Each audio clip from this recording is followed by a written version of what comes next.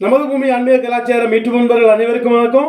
இன்னைக்கு நம்ம பார்க்க போகிற விஷயம் என்னென்னா குரோதி வருடம். இந்த குரோதி வருடத்தை பற்றி ஏற்கனவே நான் ஒரு வீடியோ போட்டிருக்கேன். இது 2வது வீடியோ. இந்த குரோதி வருடத்தை பற்றி நம்ம இப்போ என்ன விஷயம் பார்க்க போகிறோம்னா, நம்ம எல்லாருமே இப்போ அனுபவிச்சுட்டு இருக்கக்கூடிய இப்போ ஒரு விஷயம், அதிகப்படியான சூடு. சூடு தாங்காமல் வேர்த்து கொட்டிகிட்டே இருக்கும். இப்போ நான் இருக்கக்கூடிய கேரளா, ஆனால் இந்த இடத்துலையும் பார்த்தீங்கன்னா இதுவரை இல்லாத அளவு அதிகப்படியான சூடு நம்ம அனுபவிச்சுட்டு இருக்கோம். ஃபேனே போட்டால் அந்த ஃபேனோட சத்தம் வந்து உங்களுக்கு கேட்கும். நான் போடிய வீடியோ தெளிவாக இருக்கான்னு சொல்லி 2 மினிட் ஃபேன் ஆஃப் பண்ணி போட்டிருக்கேன். இப்போ வந்து பார்த்தீங்கன்னா அப்படியே ஒழுகுது. பார்த்தீங்கன்னா இது எல்லா இடத்துல இந்த கஷ்டம் அனுபவிச்சுட்டு இருக்கோம். ஒரு சயின்ஸ் ரீதியாக பார்த்தீங்கன்னா பல காரணங்கள் சொல்லுவாங்க. நம்ம ஆன்மீக ரீதியாக இது எதனால் நம்ம இந்த வருட துவக்கத்திலே அனுபவிச்சுட்டு இருக்கோம்னு சொல்லி பார்ப்போம். குரோதி வருடத்தின், அதாவது இந்த வருடத்தின் ராஜாவாக இருப்பவர் செவ்வாய். அந்த செவ்வாய் ராஜாவாக இருப்பதனால தான் இந்த சூடை நம்ம அனுபவிச்சுட்டு இருக்கோம். அதிகப்படியான சூடு. அப்போ தொடக்கமே எப்படி இருக்குன்னா, இந்த குரோதி வருடத்தை பற்றி நிறைய விஷயங்கள் இருக்குது. ஏற்கனவே நான் வீடியோவில் சொன்ன மாதிரி அதிகமான தீ விபத்து, கொலை அந்த மாதிரிப்பட்ட சம்பவங்கள் நாட்டில் அதிகரிக்கும். அப்போது நம்ம இதில் எல்லாம் நம்ம எப்போவுமே ஒரு கடவுள்கிட்ட ஒரு வேண்டுதல் வச்சா நம்ம எந்த ஒரு விஷயத்தையும் வராமல் தடுக்கலாம், நம்ம கொஞ்சம் குறைக்கலாம். அதனால் நமக்கு வேண்டுதல் வைக்கலாம். இந்த செவ்வாய் அதிபதியாக விளங்குறது முருகப்பெருமான் கலியுக கடவுள். அவற்றை வேண்டாம் நடக்காத காரியமே இல்லை. அதனால் நம்ம முருகப்பெருமான்கிட்ட வேண்டி இந்த ஒரு வருஷத்தையும் நம்ம காப்பாற்றி தரணும்னு வேண்டுவோம். ஏற்கனவே கொரோனாவில் கஷ்டப்பட்டு கொஞ்சம் மீண்டு வந்திருக்கோம். திருப்பியும் நிறைய கஷ்டம் அனுபவிக்க போகிறதுன்னா கொஞ்சம் வருத்தமாக தான் இருக்குது. நம்ம ஒரு சில இடங்களில் பரவலாக நடக்கக்கூடிய பல விஷயங்களை அடுத்து வரக்கூடிய தொகுப்பில் பார்க்கலாம். இந்த வருடத்தை பற்றி ஏற்கனவே நான் ஒரு வீடியோ போட்டுருக்கேன். இது 2வது வீடியோ. இப்போ நம்ம முருகப்பெருமான் அவரை வேண்டுவோம், அங்காரகனையும் வேண்டி இந்த கஷ்டங்களை நீக்கி மக்களை பாதுகாக்க வேண்டும். வாங்க வீடியோக்குள்ளே போகலாம். அப்போது நான் முதல்ல சொன்னது மாதிரி செவ்வாய் ராஜாவாக விளங்கும் இந்த குரோதி வருடம் முழுவதும் நமக்கு ரொம்ப மோசமான வருடமாக இருக்குது. நான் முதல்ல சொன்ன மாதிரி இப்போ நம்ம அனுபவிச்சுட்ருக்க அந்த சூடும் அதனால தான் வந்திருக்கு. அடுத்து பார்த்திங்கன்னா இந்த குரோதி வருடத்தை பற்றியும் பார்ப்போம். இந்த 12 ராசிக்குள்ள விஷயங்களையும் ஒரு சின்ன ஒரு இதாக பார்ப்போம். இப்போ பார்த்திங்கன்னா இப்போ நம்ம தமிழ் பஞ்சாங்கத்தில் 60 வருடங்களில் 38வது வருடமாக வரக்கூடியதான் குரோதி.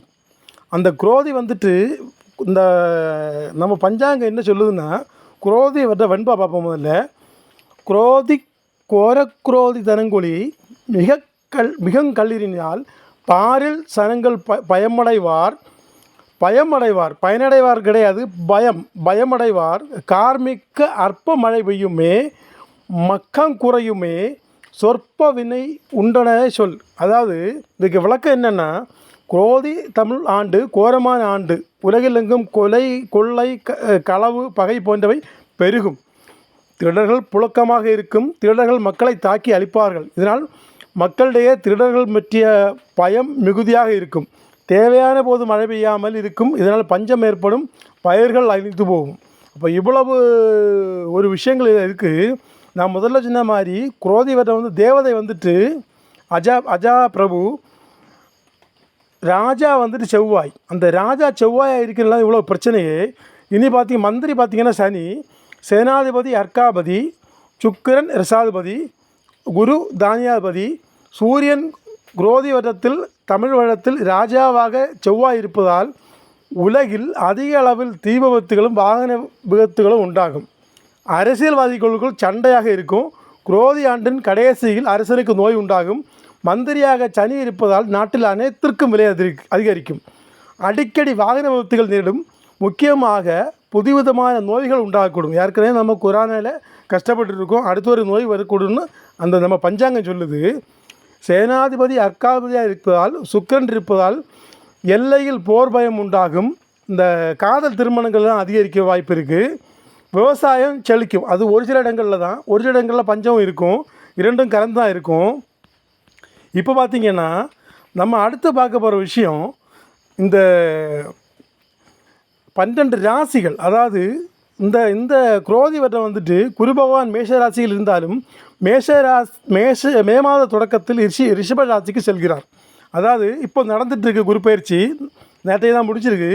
அந்த விஷயத்தில் பார்த்திங்கன்னா இந்த குரோதி ஆண்டின் சனி பகவான் கும்பராசியிலும் ராகு கேது மீனம் மற்றும் கன்னிராசியில் பயணிக்க இருப்பதால் இந்த தமிழ் புத்தாண்டு அதாவது சில ராசிக்காரர்களுக்கு சிறப்பாகவும் சிலருக்கு பிரச்சனை நிறைந்ததாகவும் இருக்கும்.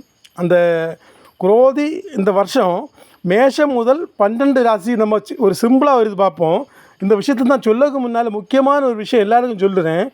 ஏன்னா இந்த ராசி பலன் பற்றி போடைய நான் முதல் பதிவு தான். எல்லாருக்கும் நான் சொல்லக்கூடிய விஷயம் என்னென்னா, இந்த விஷயம் பொதுவான ஒரு பலன் தான். அவரவர் சுய ஜாதகப்படி உள்ள விஷயந்தான் அதிகமாக நடக்கும். இது ஒரு பொதுவான பலன் மட்டும்தான். இனி பார்ப்போம். ஏன்னா நிறைய பேர் வீடியோ போடும்போது பொன் கொட்ட போது பொருள் கொட்ட போது, நானும் தனுசு ராசி தான், நிறைய விஷயங்கள் உள்ளே போய் நான் பார்ப்பேன். ஆனால் நமக்கு இருக்காது, வேறு யாருக்காவது அமைஞ்சிருக்கும். அப்படி பார்த்திங்கன்னா நம்ம சுய ஜாதகப்படி உள்ள ஜாதகத்தை முதல்ல பாருங்கள், அதுக்கு அடுத்து இதை பாருங்கள். ஒரு சின்ன சிம்பிளாக பார்ப்போம். பார்த்திங்கன்னா மேஷ ராசிக்கு முதல்ல பார்ப்போம். மேஷ ராசிக்காரர்களுக்கு குரோதி தமிழ் புத்தாண்டில் புதிய வேலை தேடி வரும். பணி புரிவர்களுக்கு பதவி உயர்வு மற்றும் சம்பள உயர்வு கிடைக்க வாய்ப்புள்ளது. வியாபாரிகளுக்கு நல்ல லாபம் கிடைக்கும். எதிரிகளை இந்த ஆண்டில் வீழ்த்துவீர்கள். சிலர் புதிய வீடு வாகனம் வாங்கும் வாய்ப்புள்ளது. வெளிநாடு செல்ல நினைத்தால் அதற்கான வாய்ப்புகள் கிடைக்கும். கடன் தொல்லையால் அவதிப்பட்டு வந்தால் இந்த ஆண்டு அது முடிவுக்கு வரும். அடுத்து பார்த்தீங்கன்னா ரிஷபம். ரிஷப ராசிக்காரர்களுக்கு குரோதி தமிழ் புத்தாண்டான தொழிலில் நல்ல முன்னேற்றத்தை தரும். பணிபுரிபவர்கள் சம்பள உயர்வு பெறுவார்கள். ஆன்மீக பயணங்களை மேற்கொள்ள நேரிடும். இந்த ஆண்டில் வாழ்க்கையில் மிகப்பெரிய மாற்றத்தை காண்பீர்கள். ஆனால் பண விஷயத்தில் சற்று கவனமாக இருக்க வேண்டும். அதே நேரத்தில் அந்த ஆரோக்கியத்தையும் கொஞ்சம் கவனிக்க வேண்டிய ஒரு சூழ்நிலை இருக்குது. மிதுன ராசி. மிதுன ராசிக்காரர்களுக்கு குரோதி தமிழ் புத்தாண்டில் நிறைய மாற்றங்கள் ஏற்பட போகிறது. நீண்ட காலமாக வேலை தேடிக்கொண்டிருந்தால் இந்த ஆண்டில் நல்ல வேலை கிடைக்கும். தடைப்பட்டு வந்த முக்கிய வேலைகள் இந்த ஆண்டில் வெற்றிகரமாக முடிவடையும். பணிபுரிபவர்கள் புதிய தொழிலை தொடங்கி ஒரு புதிய தொழில் தொடங்கி முதலாளியாவுக்குள்ள ஒரு வாய்ப்பு இருக்குது. குடும்ப வாழ்க்கை அமைதியாக இனிமையாகவும் இருக்கும். தம்பதிகளுக்கிடையே அன்பு அதிகரிக்கும். இது மிதுனம். இனி பார்த்திங்கன்னா கடகராசிக்காரர்கள் பார்ப்போம். கடகராசிக்காரர்களுக்கு குரோதி தமிழ் புத்தாண்டு சிறப்பானதாக இருக்கும். நீண்ட நாட்காக கைக்கு வராமல் இருந்த பணம் கைக்கு வந்து சேரும். கடன் பிரச்சனை இருந்து விடுபடுவீர்கள். தம்பதிகளுக்கிடையே பிணைப்பு அதிகரிக்கும். பணியிடத்தில் இருந்த பிரச்சனைகள் நீங்கும். மாணவர்கள் படிப்பில் சிறந்து விளங்குவார்கள். முதலீடு செய்தால் இரட்டிப்பு லாபம் பெறலாம். அப்போ கடகம் பரவாயில்லை. அடுத்து பார்த்திங்கன்னா சிம்ம ராசி. சிம்ம ராசிக்காரர்களுக்கு குரோதி தமிழ் புத்தாண்டில் அலுவலகத்தில் பதவி உயர்வு கிடைக்கும் வாய்ப்புள்ளது. புதிய வீடு வாகனம் வாங்கும் வாய்ப்புண்டு. கடன் தொல்லை விடுபடுவீர்கள். எதிரிகளின் தொல்லை நீங்கும். திருமணமாகாதவர்களுக்கும் புதிய காதல் மலரும். காதலித்து வந்தால் காதல் திருமணம் நடக்க வாய்ப்புள்ளது. திருமணமானவர்கள் மனக்கசப்பு காரணமாக பிரிந்து இருந்தால் இந்த குரோதி ஆண்டில் இணைவார்கள். அடுத்து பார்த்திங்கன்னா கன்னிராசி. இந்த கன்னிராசிக்காரர்களுக்கு குரோதி தமிழ் புத்தாண்டில் தொழில் நல்ல முன்னேற்றம் ஏற்படும். பணிபுரிந்து வந்தால் நல்ல பதவி உயர்வு கிடைக்கும். சமூகத்தில் நல்ல மதிப்பும் மரியாதையும் கிடைக்கும். நீண்ட ஆசைகள் நிறைவேறும். பரம்பரை சொத்துக்களால் நல்ல லாபம் கிடைக்கும். சொந்தமாக தொழில் செய்து வந்தால் இந்த ஆண்டு அந்த தொழிலை விரிவுபடுத்த ஒரு வாய்ப்பு இருக்கிறது. துலா ராசிக்காரர்களுக்கு குரோதி தமிழ் புத்தாண்டில் ஆரோக்கிய பிரச்சனை அதிகம் சந்திக்க வேண்டியிருக்கும். எந்த ஒரு செயலை செய்வதாக இருந்தாலும் கவனமாக இருக்க வேண்டி ஒரு அறிவுறுத்த தரேன் உங்களுக்கு. அந்த பார்த்ததிலே துலா ராசி கொஞ்சம் மோசமாக இருக்குது. கவனமாக இருக்க வேண்டும். குடும்பத்தில் இருந்த பிரச்சனை நீங்கும். கணவன் மனைவியிடையே பிணைப்பு அதிகரிக்கும். விருச்சிக ராசி. விருச்சிக ராசிக்காரரை பொறுத்த வரைக்கும் இந்த குரோதி ஆண்டு பணவரவிலிருந்து தடைகள் நீங்கும். பணிபுரியவர்கள் அலுவலகத்தில் பதவி உயர்வு சம்பள உயர்வு போன்றவை பெற வாய்ப்புள்ளது. கடனாக கொடுத்த பணம் இந்த ஆண்டு கைக்கு வந்து சேரும். அடுத்து நம்ம ராசி வந்திருக்கு தனுசு ராசி. தனுசு ராசிக்காரர்களுக்கு குரோதி தமிழ் புத்தாண்டில் உடல் ஆரோக்கியத்தை நல்ல முன்னேற்றத்தை காண்பார்கள். கடன் பிரச்சனையிலிருந்து முழுமையாக விடுபடுவீர்கள். பணிபுரிபவர்கள் பதவி உயர்வு சம்பள உயர்வு போன்றவை தேடிக்கொள்வார்கள். வேலை தேடிக்கொண்டிருந்தால் இந்த ஆண்டில் நல்ல வேலை கிடைக்கும்.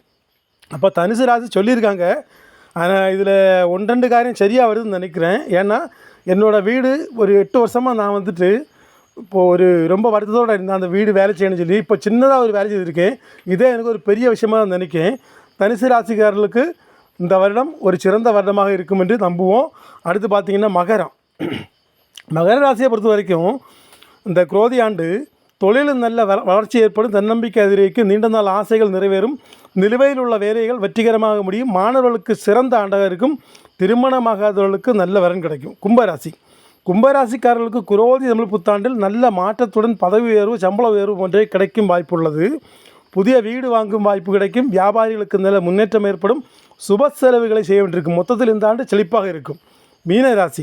மீன ராசிக்காரர்களுக்கு இந்த குரோதி ஆண்டை பொறுத்த வரைக்கும் மனதளவில் தைரியத்தை அதிகரிக்கும். நீண்ட நாட்களாக அந்த தடைப்பட்ட முக்கியமான வேலைகள் இந்த ஆண்டு நடைபெறும். சிலர் புதிய இடத்தை வாங்கி வீடு கட்டுவார்கள். வெளிநாட்டில் செல்லும் ஆசை இருந்தால் இந்த ஆண்டில் அது நிறைவேறும். மனதில் உள்ள குழப்பங்கள் நீங்கும். வாழ்க்கை மகிழ்ச்சியாக இருக்கும். எப்போவுமே நம்ம எந்த ஒரு இந்த ராசி பலன் சம்பந்தப்பட்ட விஷயம் சொல்லும் போதும் நம்ம ஒரு தன்னம்பிக்கை கொடுக்க மாதிரி இருந்தால் தான் அந்த கேட்க ஆட்களுக்கும் ஒரு மிகப்பெரிய ஒரு தன்னம்பிக்கை வரும். ஆனால் ஒரு சில விஷயம் உண்மையை சொல்லாமல் இருக்க முடியாது. ஏன்னா நம்ம இது வரக்கூடியதை முன்கூட்டியே கொஞ்சம் தெரிஞ்சுக்கிட்டால் எச்சரித்து அப்படி சுதாகரித்து அப்படி இருப்பாங்க இல்லையா, கொஞ்சம் கவனமாக இருப்பாங்க இல்லையா. அதுக்காக ஒரு சில விஷயங்களை நம்ம சொல்லாமல் இருக்கவும் முடியாது. நான் முதலாக ராசி பலன் பெற்ற விஷயத்தை நம்ம பூமி ஆன்மீக கலாச்சாரம் என்னோடய யூடியூப் சேனலில் போட்டிருக்கேன்.